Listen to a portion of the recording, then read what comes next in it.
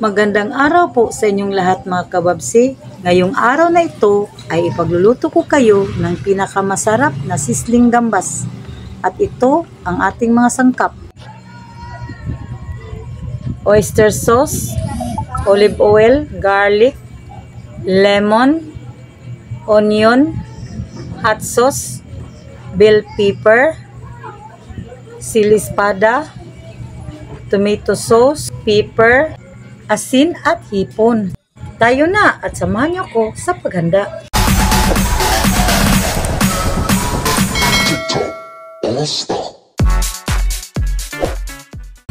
Good day mga Kababsi TV. Today ang menu natin ay sisling gambas. Kukunin mo natin yung skin. Ito yung gagamitin natin sa ating lutuin ngayon. Shrimp. Malaki na shrimp. Napaka nito, presko. Bagong kuha to. Kunan mo natin ang ditukan nila. Linisin ng mabuti. Kunan natin ang ulo niya, tong head niya. Kukunin natin. Tsaka ito yung balat. Tapos na po mga kababsi. Tapos na nating binalatan. Tsaka tabi muna natin para sa natin po natahanda muna tayo ng mga ibang sangkap. Ito mga kababsi, bell pepper. Need natin to sa canvas natin.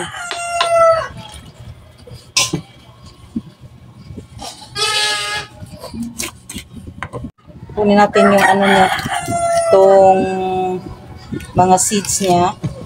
Mas ganito lang yung paghiwa. Square lang natin.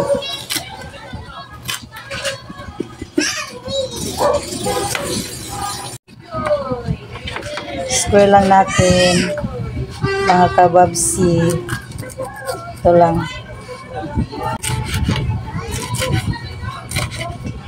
Mas maganda yung may pula at saka green. Para gumanda yung mukha ng yung gambas. Ito naman mga kababsi, onions. Mas maganda gumamit tayo ng white onions. Masarap ang white onions mga kababsi. Square lang natin din ito. Same lang yun ang tapan natin niluto. Yung hiniwa natin. Same lang yung slice niya. Ito lang yan. Ganito yung paghiwa. 3 beses lang para rin hindi masyado ang maliit. Square lang.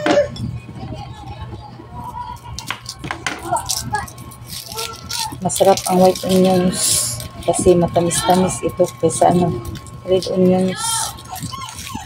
Mas masarap sa kambas ang white onions ng Kababsi TV. Ito naman yung siling haba mga kababsi. Na lang natin, ganito yung paghiwa niya para maganda siya tingnan. Tapos ko na po itong hinugasan. Malinis na po. Ganito lang po para maganda siya pang tapis ng ating canvas po. Napakasarap ng po, ng canvas kapag maanghang.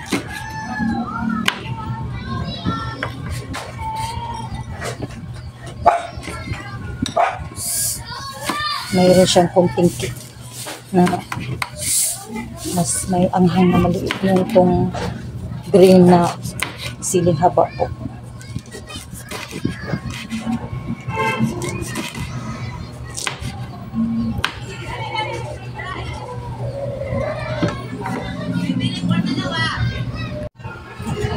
Ito po yung garlic natin. Balatan muna natin. Walan tayo ng parang 5 yata ito. 5 lang. Tapos balatan natin. Hiwain natin ng maliit. Yung parang crush na siya.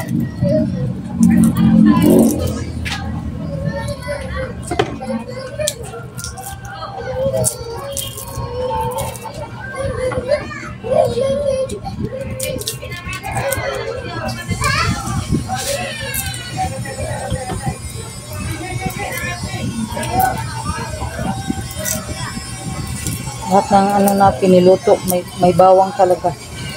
Kasi masarap ang bawang.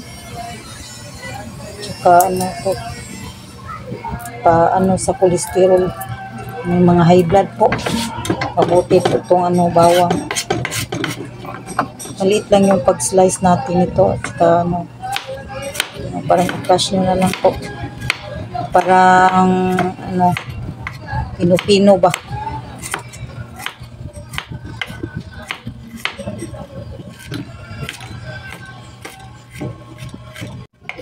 Ito na po mga kababsi. Ano na po siya. Maliit na siya. Slice na natin ng pino para masarap yung canvas natin pag maliit yung slice.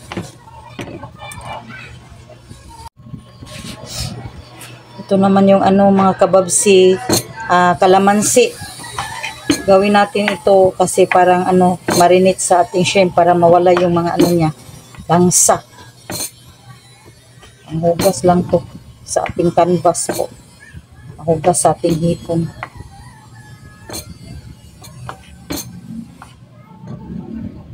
Kunin natin yung ano niya. Yung ano niya, seeds. Ganito lang po. Ganito lang yung ginagawa ko nito. Kunin yung ano.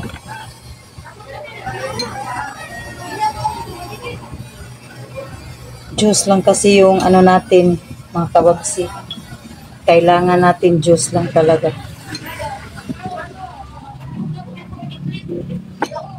Wala yung masyadong marami. Katamtaman lang po. Panglinis lang po ng hipon natin.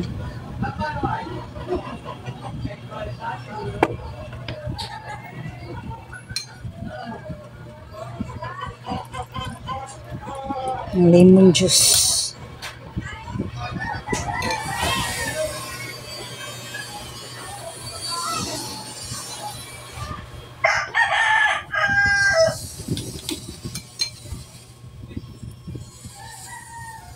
Ganito lang yun. Sundin nyo lang po.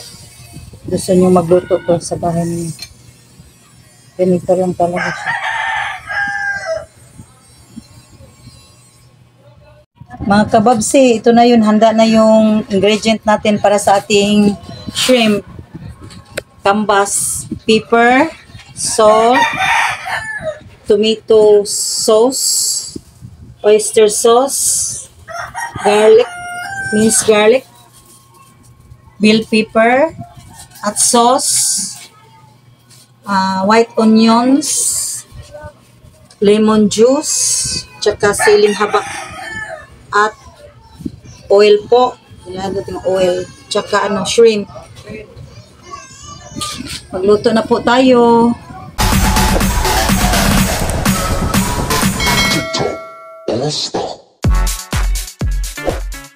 Ito na mga kababsi. Mag-start na tayo. Ano, marinate ko lang yung ano natin ha. Ipon natin. Lagyan natin dito. Tsaka ano mo lang yan. Mix mo lang yan. Para ano po, mawala yung langsa niya. Tapos itapon nyo po yung excess niya ha, yung excess na lemon niya. Yung i-ano po, ilagay sa ano, tuanan. Lang yung to pawala ng ano niya, langsa. Tabi muna natin yan. Po mga Kababsi TV, naghanda na po ako ng kawali po para sa ating pagluluto ng ano, kambas natin po. Painitin muna natin. Mamaya lagyan natin ng olive oil po. Lagay na po natin yung oil natin. Lagay na po natin ng ano, minced garlic po.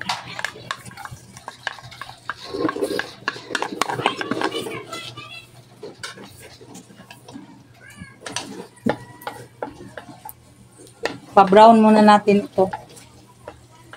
Mas masarap yung nagpa-brown na siya. Medium heat lang po tayo mga kababsi ha, para hindi yun maano yung bawang natin. Medium temperature lang po. So, ilagay na natin ang ating onion po, white onions. Lutuin muna natin to.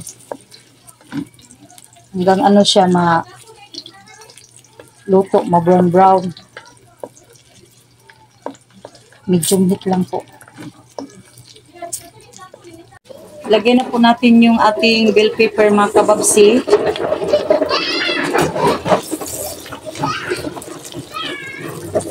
Lutuin muna natin to.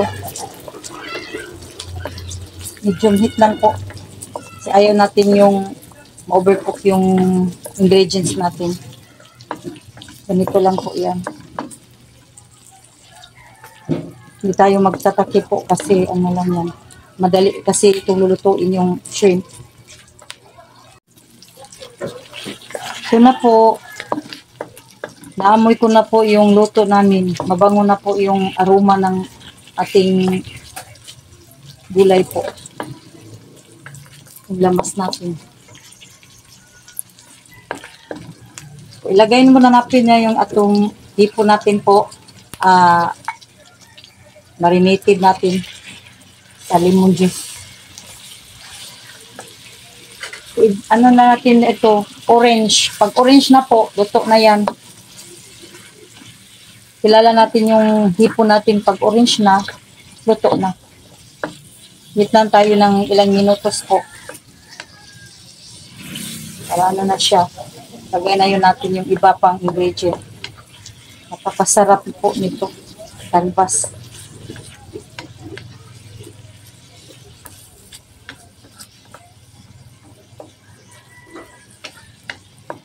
Orange na po yung ano natin.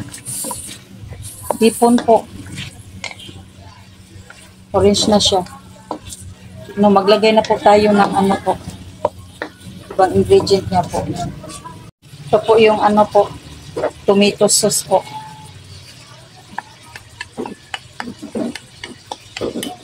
Fresh tomato sauce. Yung magbigay ng lasa ng ating ano po. Canvas. Sizzling canvas po ito mga kababsi TV.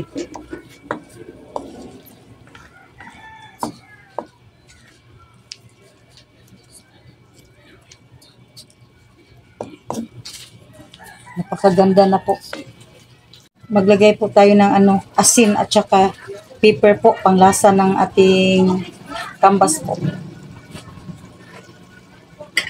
Bigay ng lasa ng ating canvas.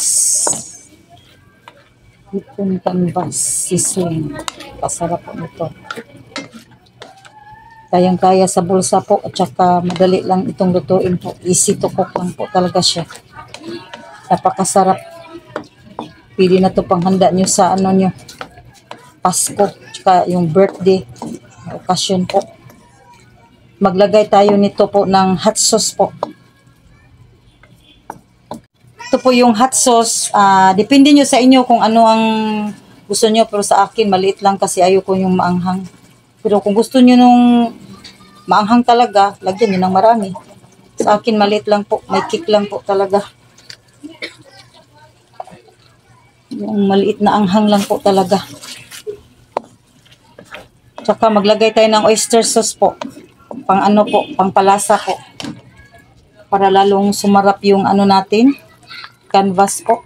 Nasa inyo po, anong ilagay nyo? Mayroon naman din, pwede rin yung rice wine. Maglagay kayo ng rice wine. Pero, optional lang talaga. Nasa sayo lang yun kung anong gusto nyo ilagay po.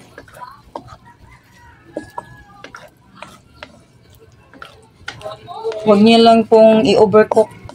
Luto na po ito. Ito na po yung ano natin. Sizzling natin. Canvas po. Sa panghuli po, maglagay tayo ng nito po, yung siling haba po. Yung iba, toppings natin po sa ating canvas po para lalong gumanda yung presentation natin sa pagkain natin po. Lalo na may meron tayong mga magagandang bisita po. Sa special yung tingnan yung ano natin, canvas po. Ito na po, luto na yung pinakamasarap na canvas natin. Mag-prepare na tayo para sa ating sizzling po. Abangan po. Ito na po, init na yung sizzling plate natin at ilagay na yun natin yung ating canvas po. Wow.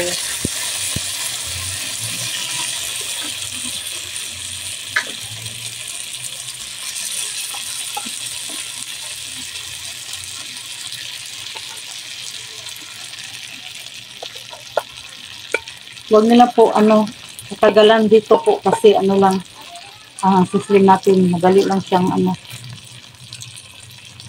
ganyan lang yung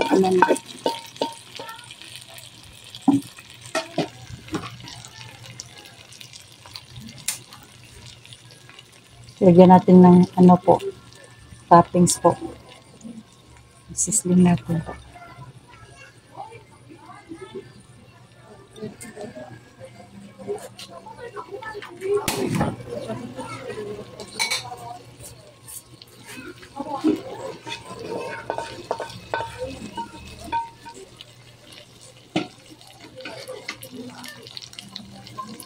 Po yung natin, sisling shrimp po. Napakasarap nito po. Ready to serve na po siya.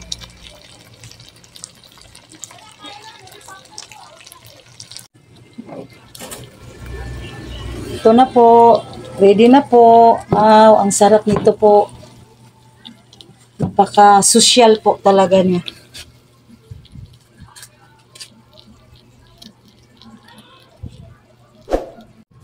Sa hindi pa po naka-subscribe sa channel ko po, subscribe na po kayo. Babsi TV po. Maraming salamat.